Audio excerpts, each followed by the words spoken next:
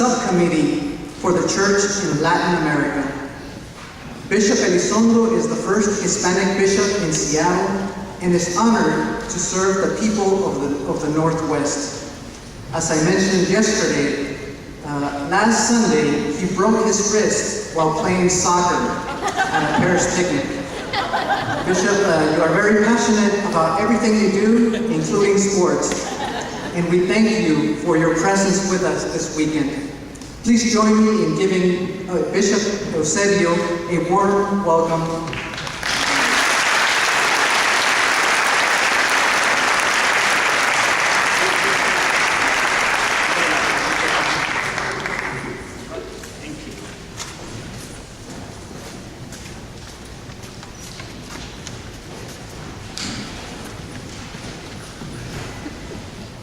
I don't know if I should clarify that maybe today, I mean at this age, what Santiago was saying, playing soccer is too much to say, maybe attempting to play soccer.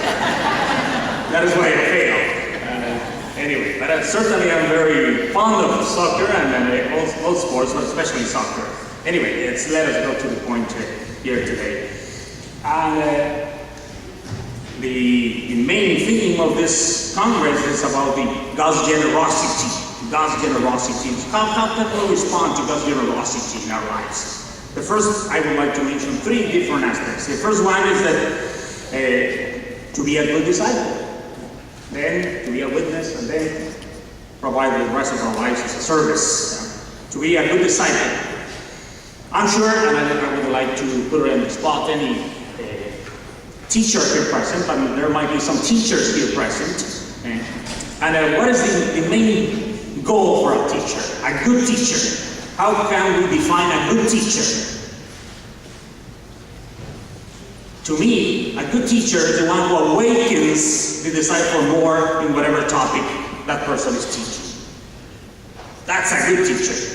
If at the end of the semester, the quarter, semester, or year, whatever, that teacher, that man or woman, is trying to transmit to their students, his students or her students, if he or she develop that kind of desire for more, that's a wonderful teacher, an amazing teacher. If not, it's just a teacher. That means that at the end of that term, whatever it was, the length, the disciples, the students there, will be just studying for the test, passing it, put a check mark on it, put the book on the shelf, and forget about it for the rest of their lives. It was a duty, it was part of my obligations, and so I had to do it, and I did it. And I passed it, thank God. That's not a good teacher. A good teacher is the one who always awakens that desire for more, makes the disciples longing for more, really yearning, thriving for more. Even if that person later on in life won't be dedicated himself or herself to that particular topic, doesn't matter. Just because that teacher was passionate about it and discovering with his own or her own life that that's worth to be given, to be transmitted, to be presented for the world, and then maybe some of them will say, wow, I will dedicate the rest of my life also to that particular matter, that particular thing. If not, it's just however that person will be knowing that there is someone enriching the world, the society and the world, with that particular passion, with that particular theme or topic or matter that he or she is presenting and giving with his life or her life. So, a good disciple is the one who is listening always to the teacher.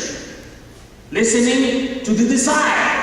Not only to what that person is saying with the words, but way more.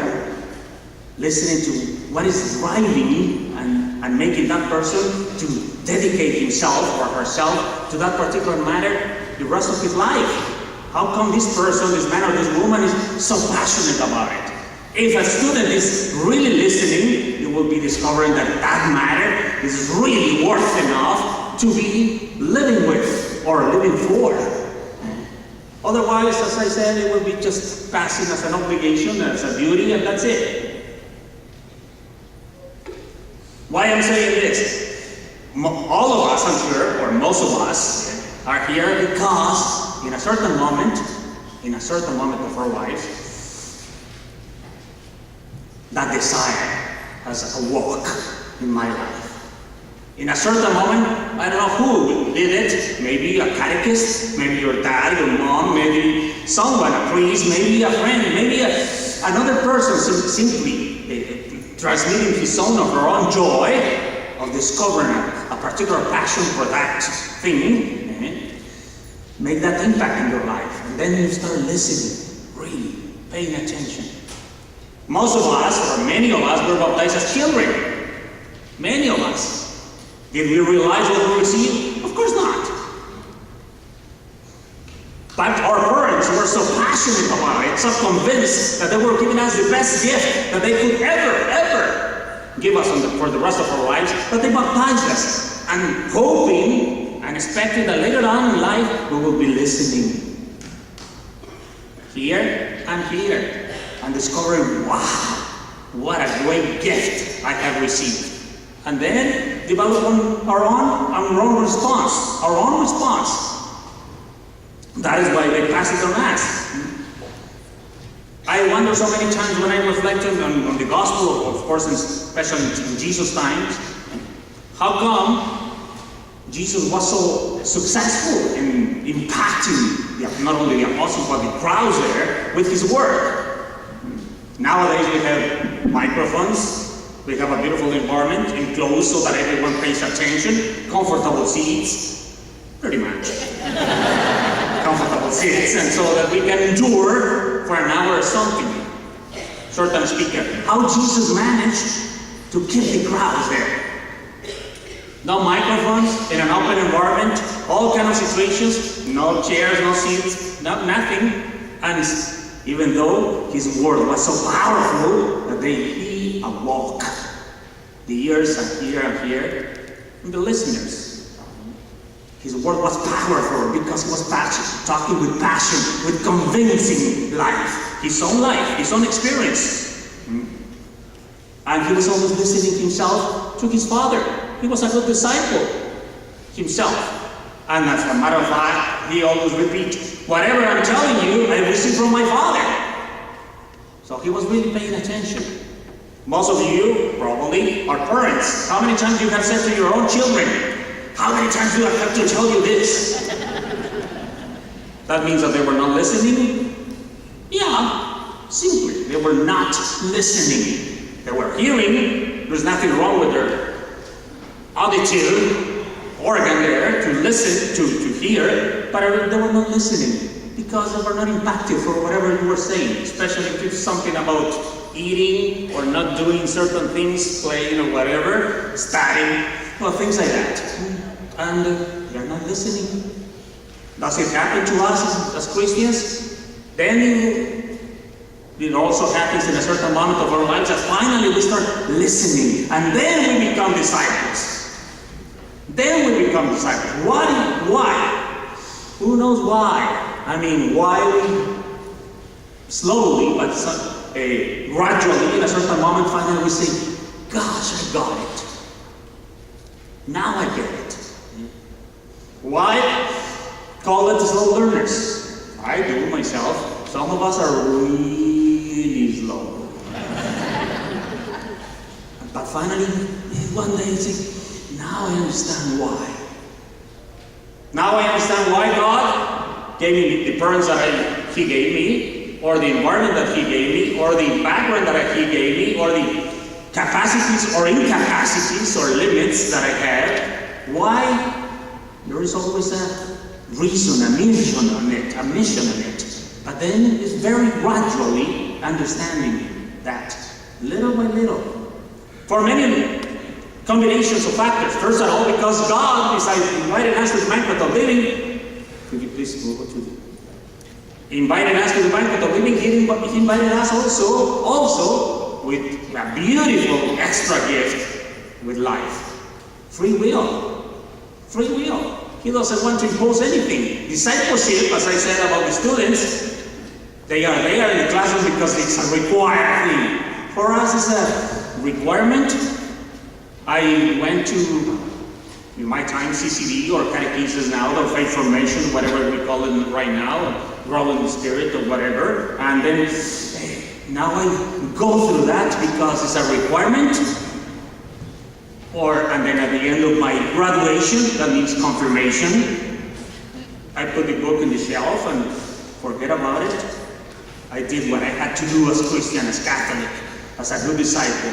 And now it's for me off. I'm too old for that. But why we are here?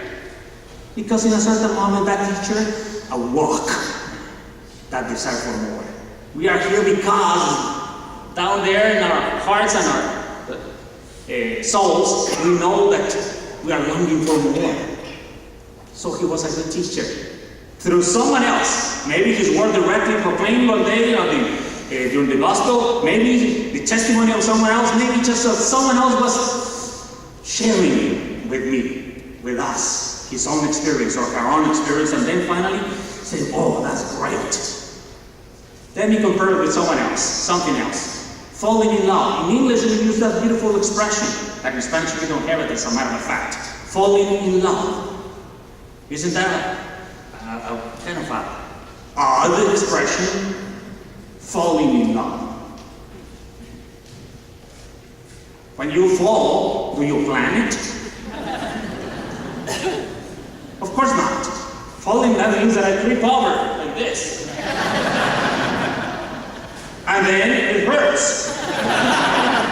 And then the life is changed. It's a beautiful expression that you have in English. Falling in love. I didn't plan it. I didn't even expect it. But I was there, exposed to the experience. And I fell. And it changed my life forever. Then I become a disciple. Falling in love. A real disciple is the one who has fallen in love.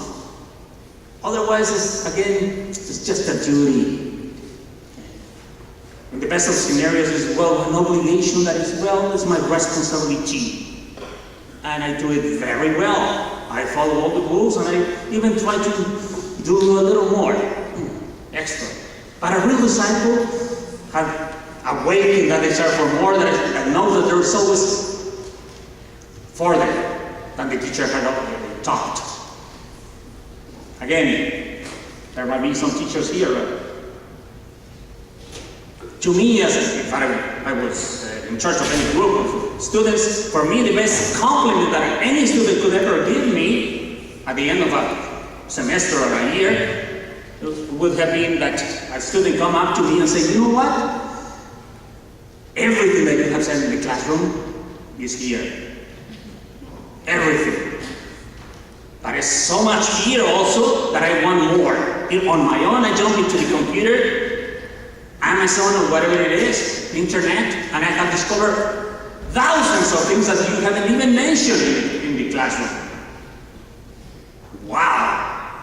I would immediately put an A+ to that student. I succeed as a teacher in that moment. That student forever will be changed. Longing for more, knowing that whatever we have been teaching in the classroom is just a little peak, a little piece. What we have been teaching of God's dimension is just a little thing yet.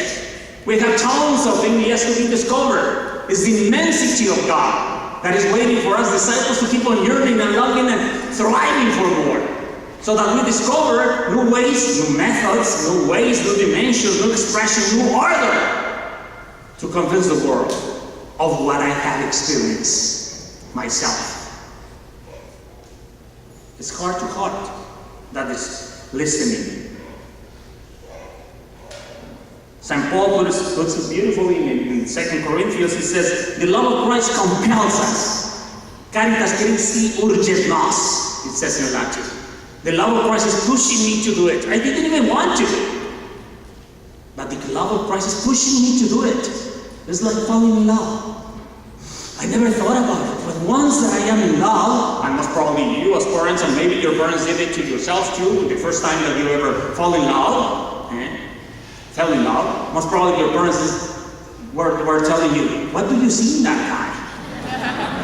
Or in that woman? Come on, there are many other better opportunities there for you. What did you see in that? He's not rich, or she is not rich, or she's not beautiful, or he's not handsome, or whatever. There are many other candidates there way better than that. You fell in love. You didn't plan it. Is that happening? You were there exposed, and suddenly that's perfectly making a harmony within yourselves. That's it. Caritas Christi urgit nos. Paul was a passionate man. He was persecuting every single one who was even questioning a little bit Judaism, the law. He was a profound, convinced Jew himself. And he was really a man of principles. He said, by no means. And that's why he was so adamant against Christians who were putting in jeopardy those principles. Till finally he fell in love. Was literally falling in love? Probably according to the scriptures there. The Acts of the Apostles, that he was on the way to Damascus and then he became blind and fell. Maybe he really literally fell. Doesn't matter. A certain his heart was changed forever. We have to, that is why he was so convincing himself. When he was talking and when he was living whatever and sharing whatever he was with everyone else, he was bringing ardor in everyone. Either towards him and what he was presenting, or against him. Those who were like falling in love, those who are not in love in that moment, looking at the one who is falling in love and saying, you look like a fool. Especially parents. They say that to any teenager, oh my, you look like an idiot. Not only you look like, you act like an idiot. But for the person that is in love, makes perfect sense. Makes perfect sense here. A new dimension here. And a new dimension here. And it's been said that the longest distance that existed in the world, in the universe, is from here to here. How many things we perfectly understand here intellectually, rationally, but of course in our hearts, and vice versa.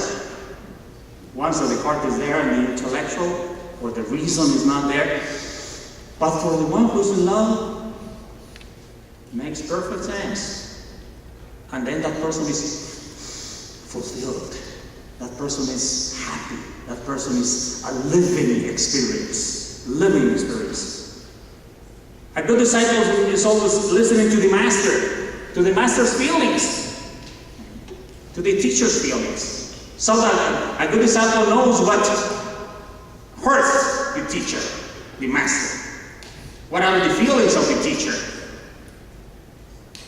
And that means that as a good disciple that is in love with that teacher, of course is docile to be formed. If a student comes, and this I did it so many times, I don't know you, but it comes to the classroom saying, well, this guy, this lady, this man has nothing to offer to me. That person will be just wasting time on that seat, on that classroom there. And of course the teacher can do whatever he or she is supposed to be doing and trying to transmit there. It won't make any impact because that person doesn't have any docility. But a good disciple has a docility to be formed, to be changed, to be transformed, because he's not listening only to the words but to the heart.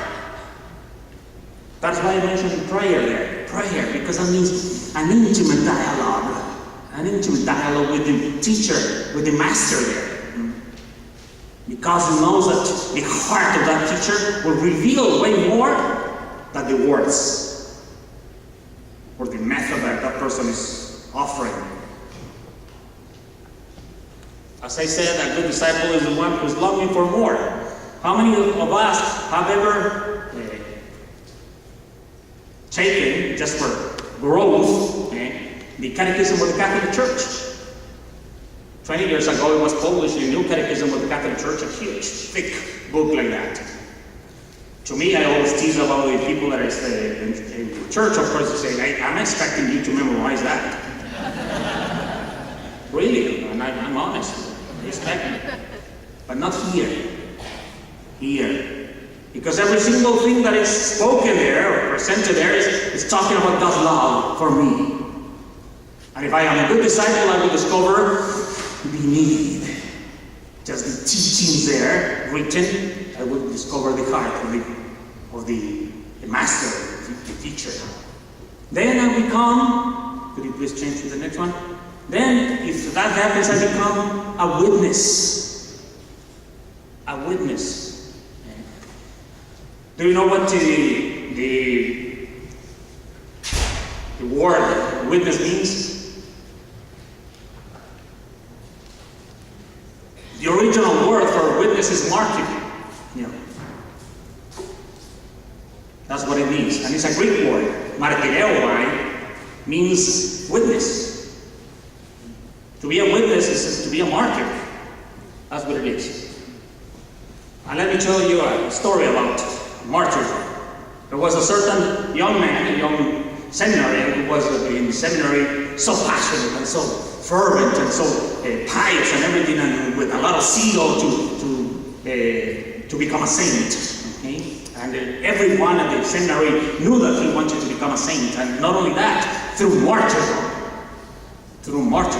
he was asking and praying the Lord. Even his spiritual director knew that he was always asking the Lord and fervently praying that, Lord, give me the privilege to be a martyr one day for the world to see your face and your presence and your power through me. Okay, so he was always doing that. But one day they were at the refectory having dinner, and an older seminarian there was serving hot soup for everyone to the tables and waiting to them, and he tripped over and spilled all the hot soup on the lap of this young man seminary who wanted to be a martyr.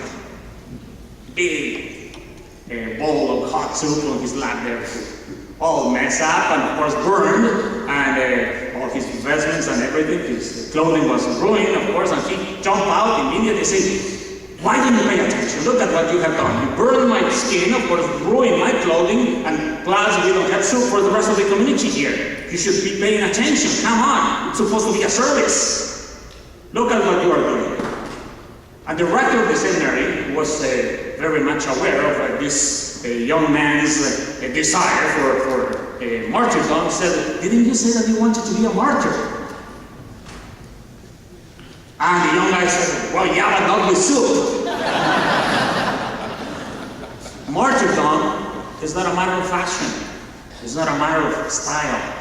It's a matter of surrendering my will here and here to the one that I know that loves me. And because he loves me, he will never ask me something that is above or beyond my capacity, ever. He's the master, he's the teacher, he's the wisdom itself. He knows what he can ask from me, how much he can keep on pulling from me. A good artist, a good musician, for instance, knows how much he can keep on tensing or tuning the chords of a guitar or any instrument, to what extent he can push it. Otherwise, he would break it. But a good musician knows where is exactly the fine tune and keep on. A good teacher is the same thing. The master, of course, our loving creator and father, of course, he knows how much he can expect from us. He didn't give me this, I don't know about you, wings. So he's not expecting me to fly. But certainly he gave me a heart. And he gave me a mind.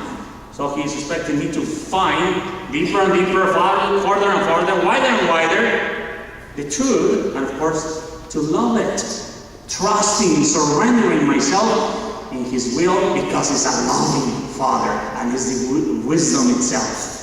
That he always brings the best for me and through me for the world. Every so often, or I used to, as I was mentioning about playing soccer, I used to play guitar too. A lot. Nowadays, I see my guitar in my bedroom there, just beautifully standing there. And collecting dust, that's what it is. Months go through and I don't touch it at all. For many reasons. Time is always excuse. Yeah. But sometimes I've been contemplating my guitar there, and I said contemplating because I even pray with my guitar. Through my guitar. Because I said, well, one day I was before the Blessed Sacrament and looking at my guitar there, I said, well, Lord, if I were a guitar myself, and at the end of my life, I was all broken strings, and all dented, or even broken the box itself, how I would feel.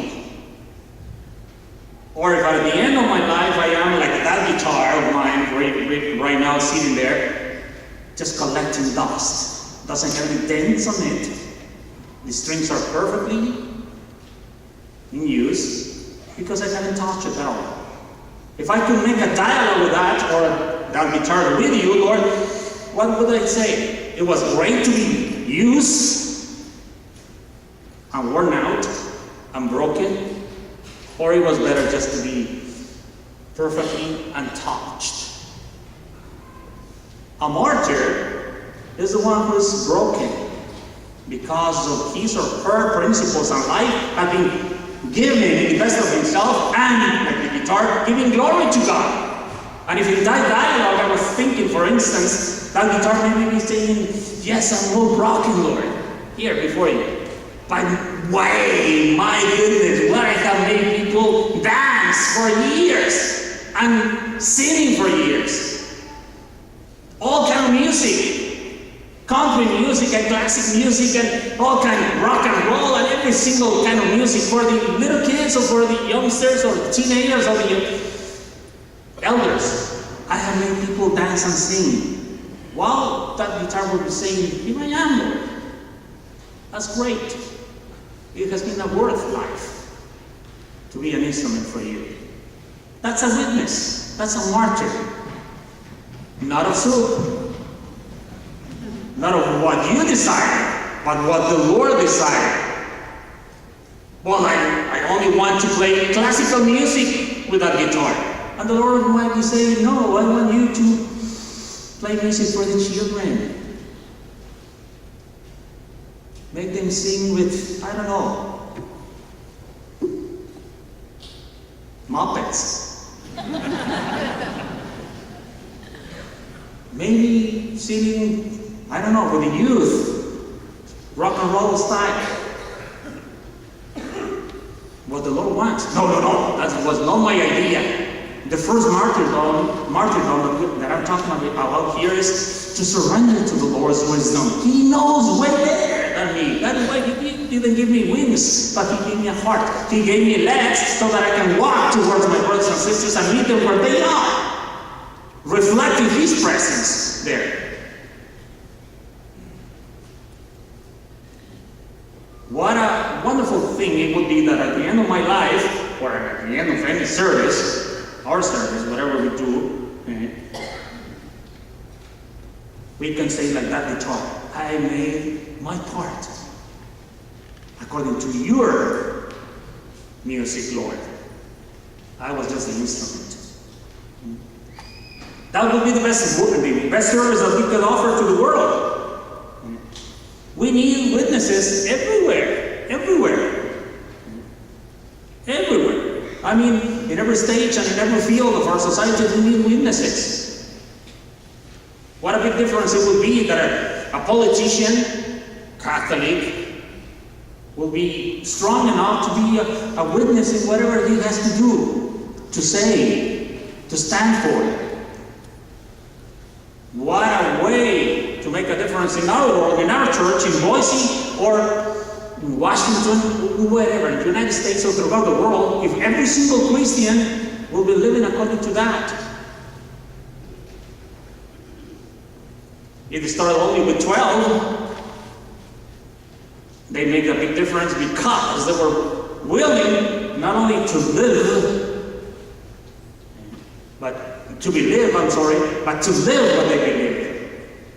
Ready to take the consequences of that. And they were dying, literally, most of them, because of that. But it's a process. To become a witness is a process. Growing constantly. It is not just a matter of giving reasons intellectually.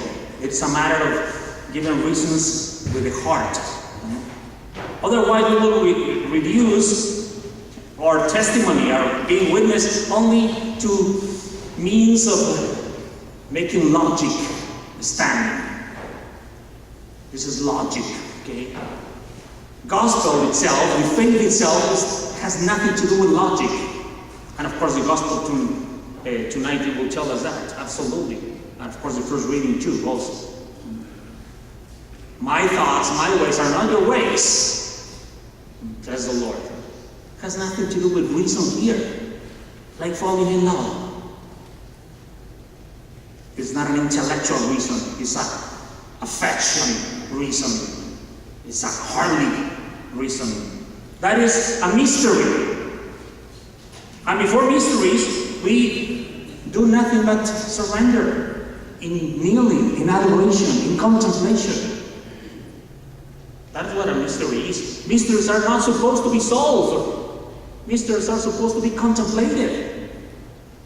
And at the end of the Eucharistic prayer every Mass, we say, this is the mystery of our faith.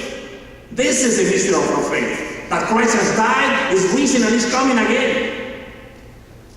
That's a mystery. Not only that the Almighty Creator of everything, including, of course, each one of us, has become one of us through a woman, becoming a little tiny cell in a woman's womb, and then live a life with a baby, and then as a child, and then as a teenager, and then a young adult, and so on.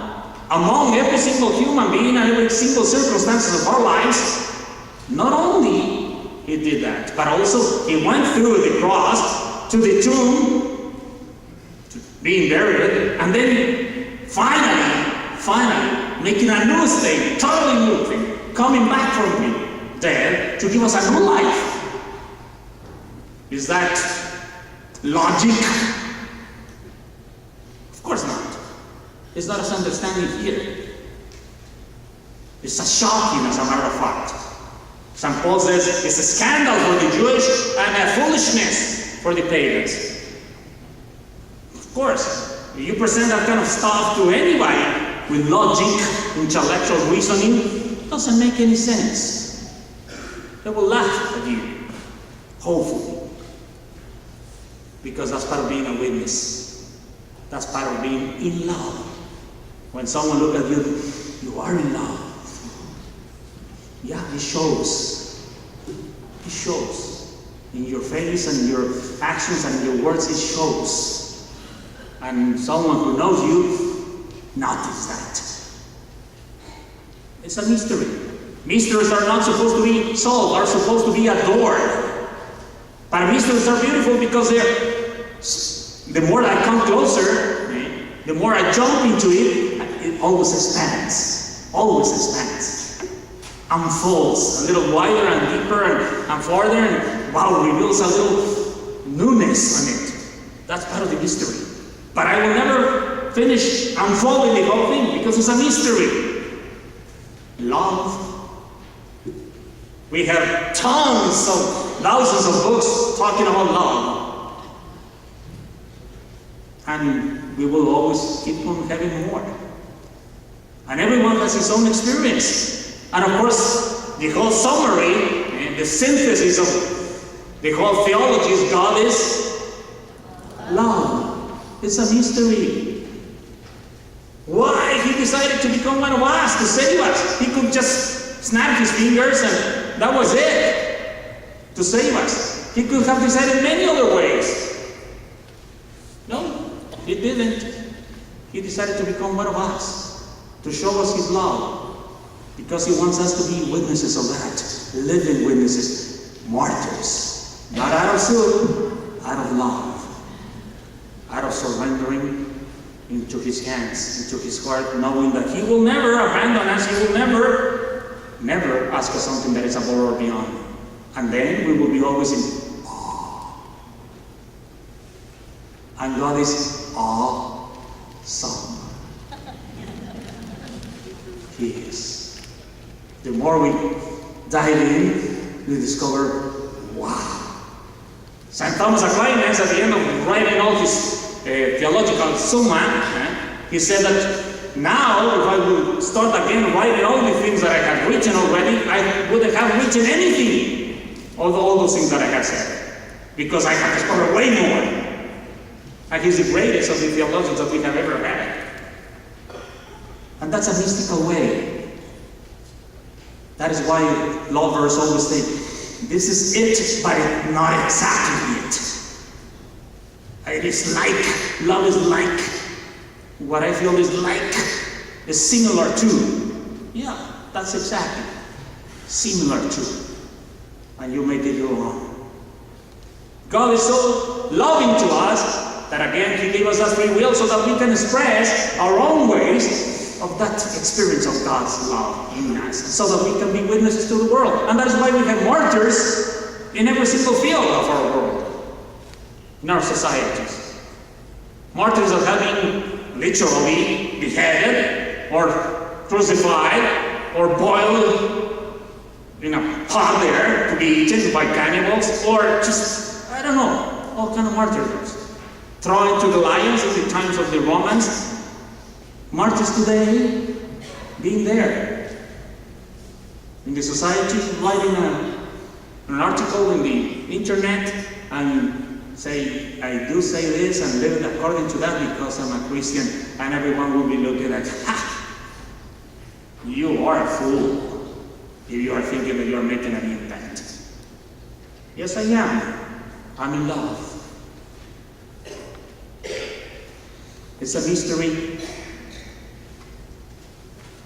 It's a wonderful, beautiful, amazing, awesome mystery. Today we live in a society that have become people of choice rather than blood. Choice for everything, especially here in America. We have, of course, we brag about it very much, and it's wonderful, and I'm not saying anything in contrary. No, it's beautiful. Our democracy allows us to choose, to choose everything, to do whatever, because we decided. But there are many things that we cannot decide. We didn't decide it, and we won't, unless we allow certain things to keep on going and taking over our free will. Who can say that he decided or she decided to become a man or a male or a female?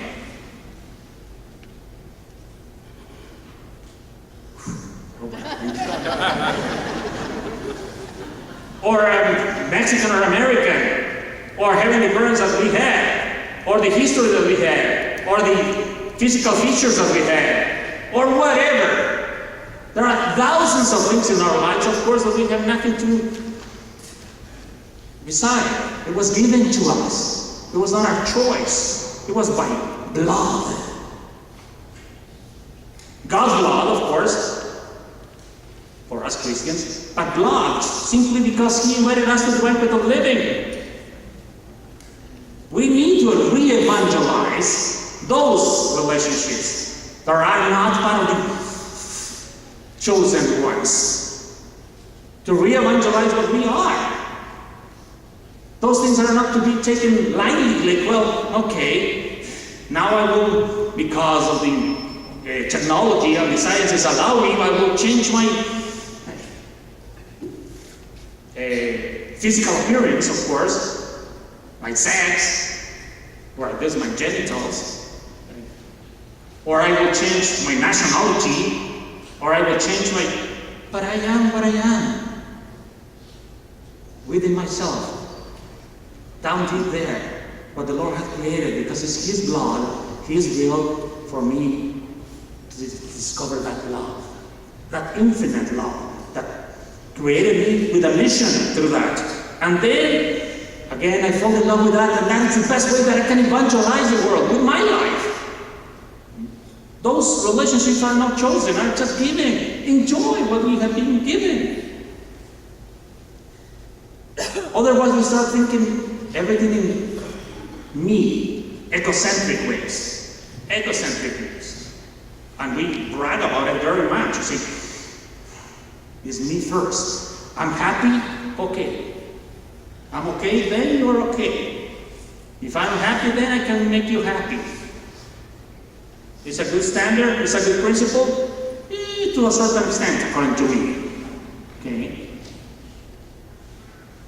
Because of course I am happy to make you happy, yes. But I'm happy first. Okay?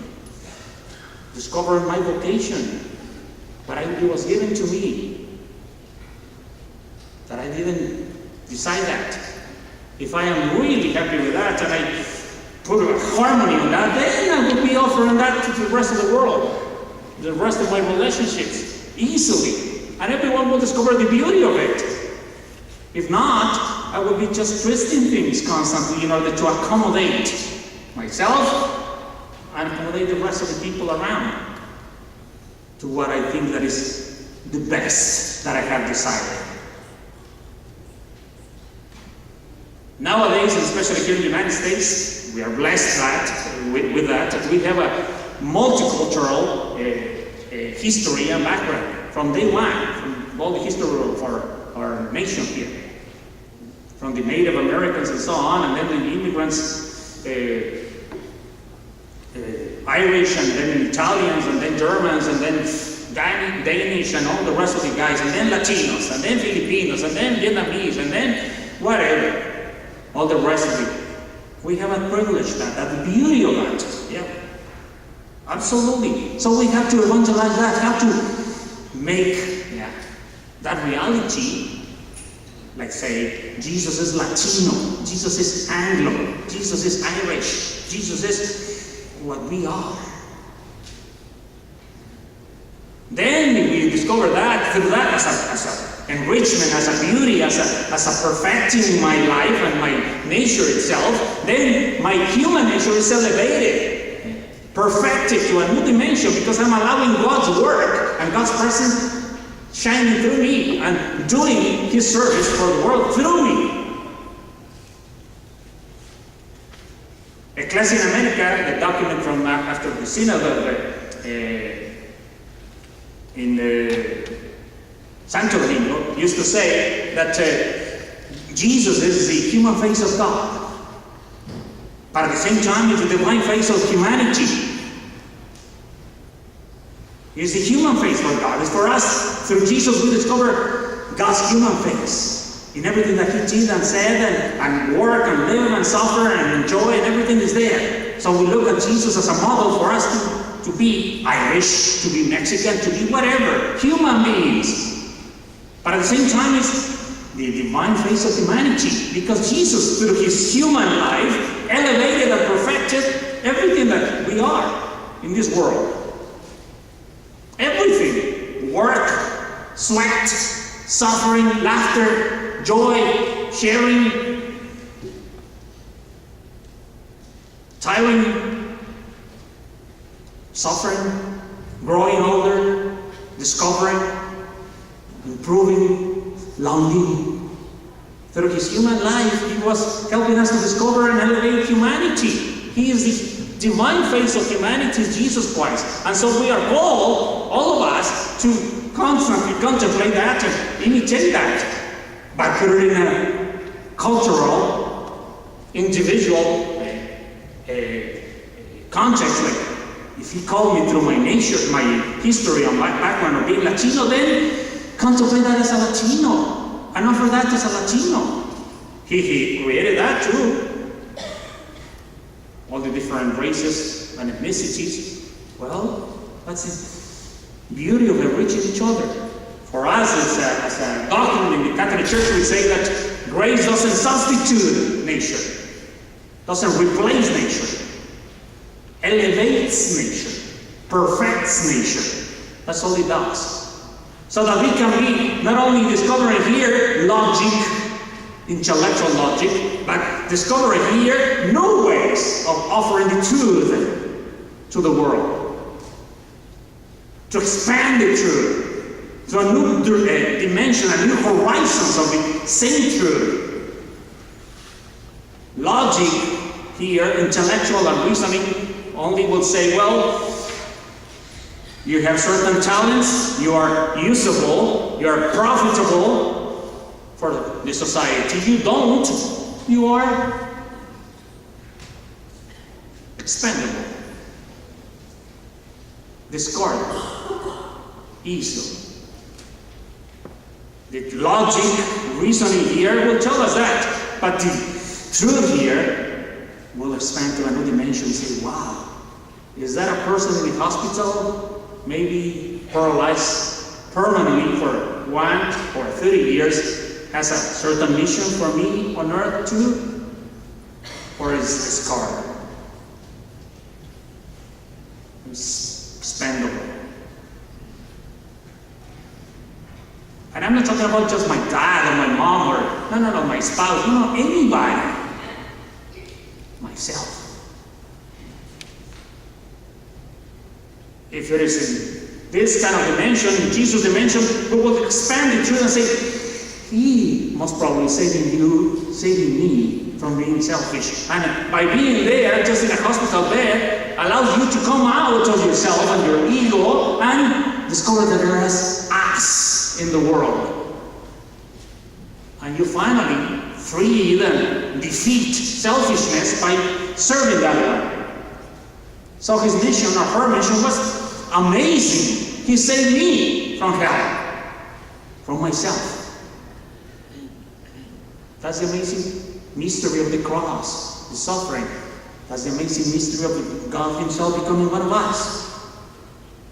Culture, as I said, Irish or Latino, whatever, Vietnamese or Filipino, all the rest of the ethnicities, and favor the non-biological inheritance that creates and shapes our lives. St. Paul says also, be ready to give reasons of your hope.